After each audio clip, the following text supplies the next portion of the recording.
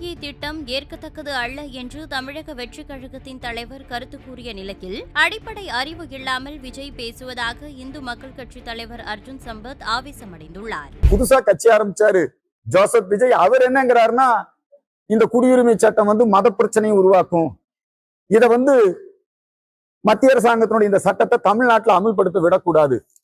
அரசியல் அடிப்படை அறிவு கூட இல்லாம பேசுறாங்க. மத்திய அரசாங்கம் நாடாளுமன்றத்துல அதே நேரத்துல ராஜ்யசபையில 2 இடத்துலயும் நிறைவேற்றி அது இன்னைக்கு அமலுக்கு வந்திருக்கு. அதை எப்படி ஒரு மாநில அரசு அதை எப்படி தடுத்து நிறுத்த முடியும்? ஒரு அரசியல் அடிப்படை அறிவு இல்லாம பேசுறாங்க. இது யாராவது சொல்ல முடியுமா? விஜய்க்கு யார் போய் இதை எடுத்து சொல்றது?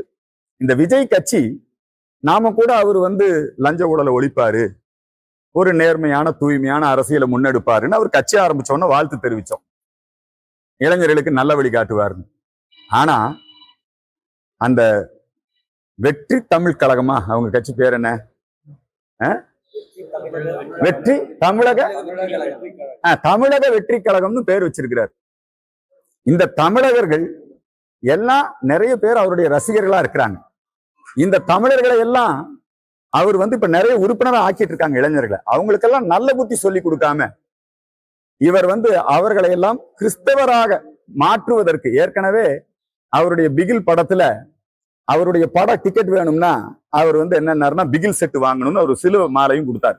நாங்கெல்லாம் எதிர்ப்பு தெரிவிச்சதுக்கு அப்புறம் அது வாபஸ் வாங்கினார். ஆகவே இந்த தமிழக வெற்றி கழகம்ங்கிற அந்த அமைப்பையும் இன்னைக்கு மோசடி மதமாற்ற கும்பல் தான் வழிநடத்துது போல் இருக்குது.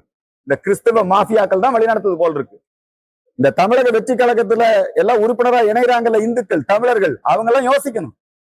இந்த குடியுரிமை சட்டத்தை இதை ஏன் எதிர்க்கணும்? நீ கட்சி ஆரம்பிச்சு இன்னும் 2 வருஷம் கழிச்சு தான் தேர்தலுக்கே வரப்போற. இப்போ உனக்கு என்ன அவசியம்? கிறிஸ்தவ நிறுவனங்கள் இந்த விஜய்க்கு பின்னாடி நின்று கொண்டு இந்த தமிழர்களை ஏமாத்தக்கூடிய வேலையை செய்யறாங்க. இது சம்பந்தமான விழிப்புணர்வை ஏற்படுத்துவோம். அவருடைய அறிக்கையை நான் வன்மையாக கண்டிக்கிறேன்.